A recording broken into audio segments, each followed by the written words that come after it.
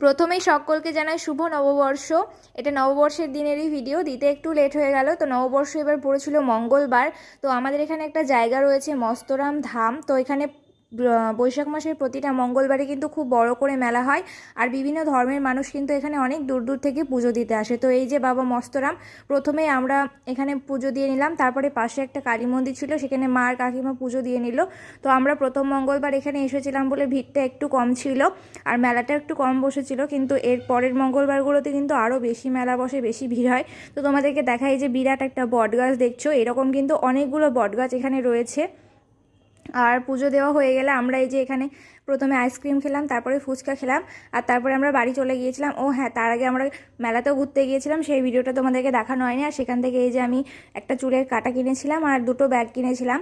তো কেমন লাগলো ভিডিওটা অবশ্যই জানাতে ভুলো না। আর কে কে মস্তরামে এসেছো সেটাও জানিও। বাই।